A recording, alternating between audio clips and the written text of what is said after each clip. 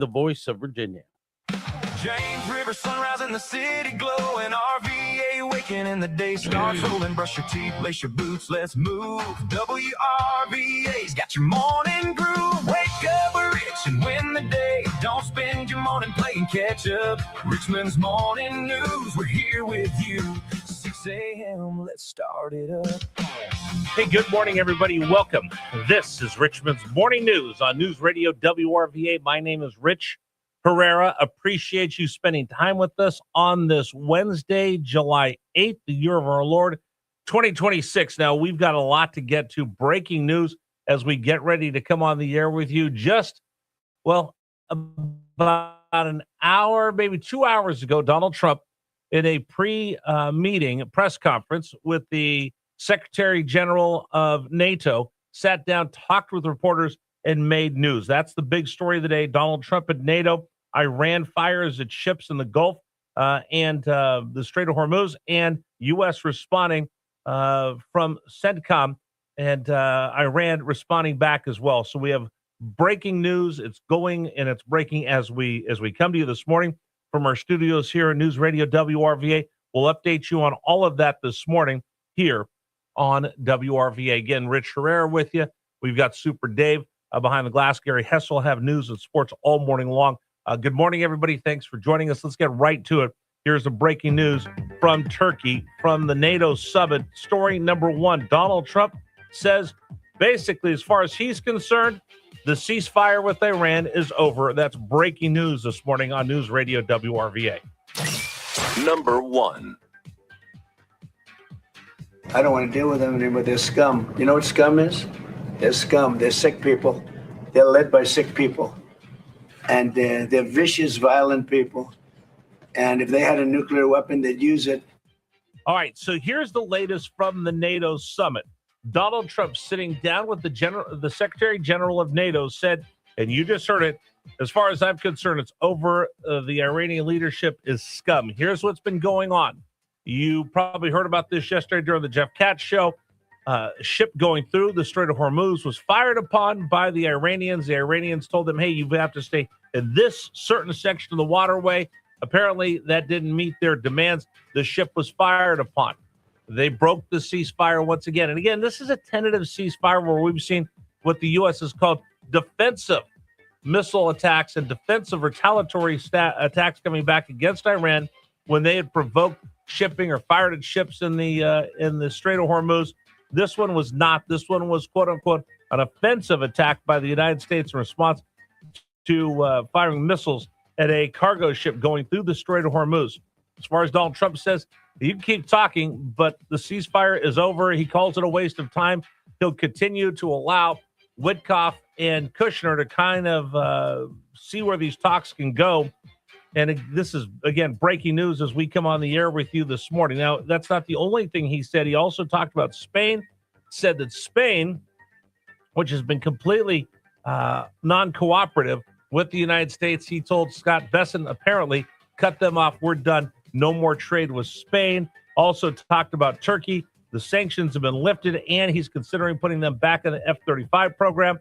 Talked about NATO and the support that they've been giving individual countries and how much they've spent on their defense. U.S., he says, has been spending a ton of money. The rest of the NATO countries, not so much. And then this flared up again. Greenland. Apparently, the last day or so, the French have been kind of crowing a little bit that we were prepared to send troops to fight the U.S. if Donald Trump tried to take Greenland by force.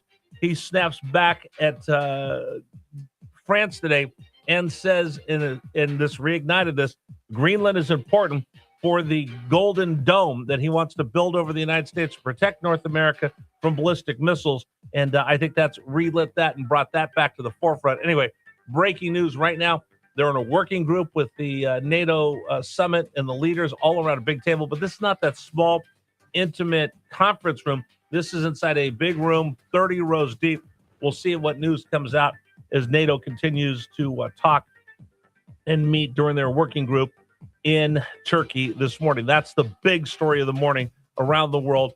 According to Donald Trump, as far as he's concerned, the ceasefire is over and the whole deal is a waste of time.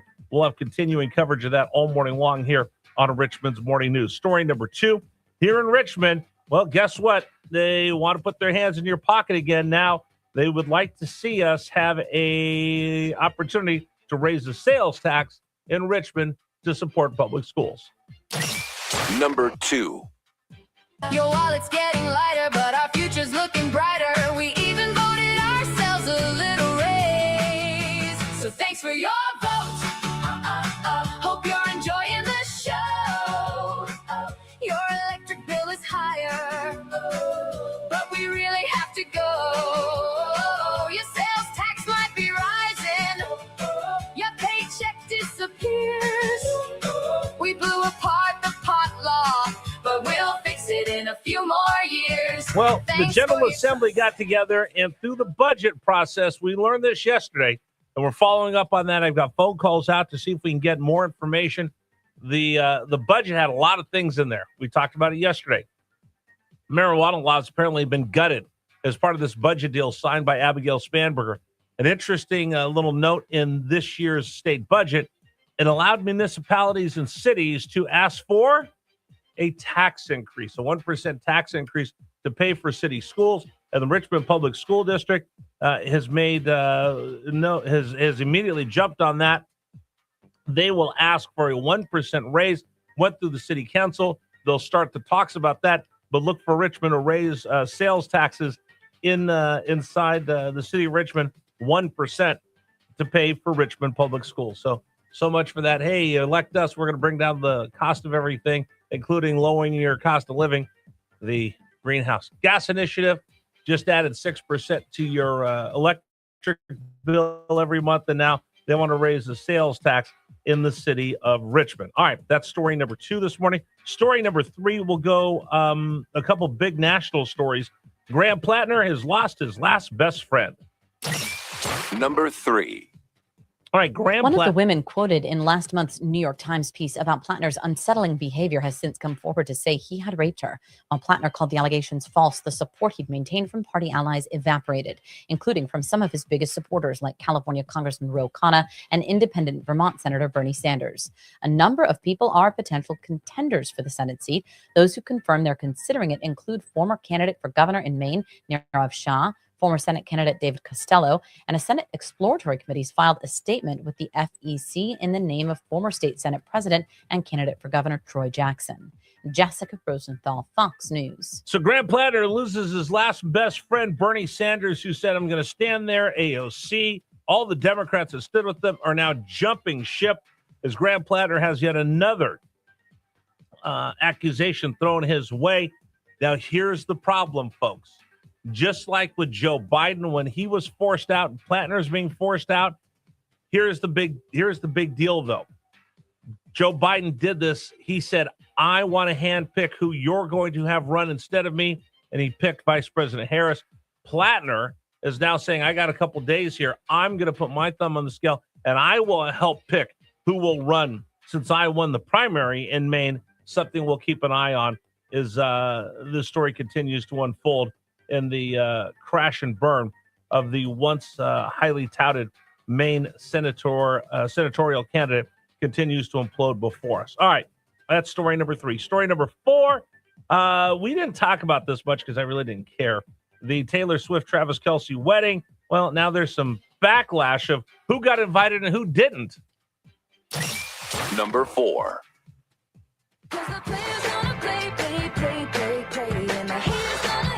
Well, apparently the haters are coming out. Now, the guest list, there's like 1,000 people that were invited to Madison Square Garden for the nuptials. One that got invited that didn't go was Charles Barkley. You didn't see him there, did you, Dave? No, I didn't see him. Oh, so you are admitting you were at a wedding in New York. I was at a wedding in New York that I can't talk about. All right.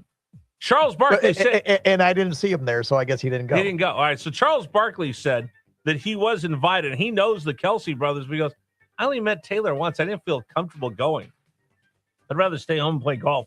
See, he said no to the wedding. But now some of his teammates are like, bruh, what up?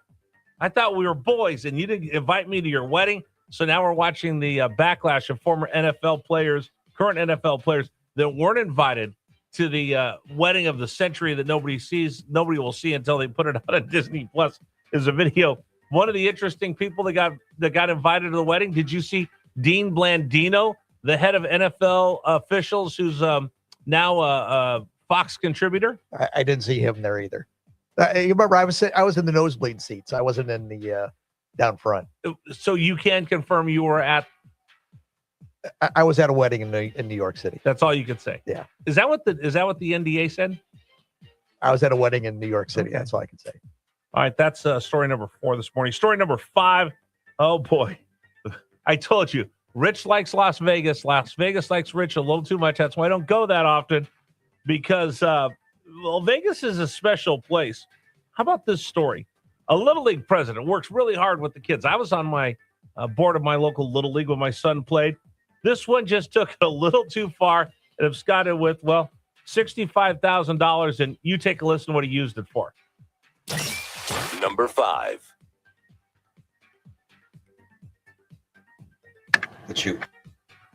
The Little League president, I got sound. I'll get you some sound for this, Dave.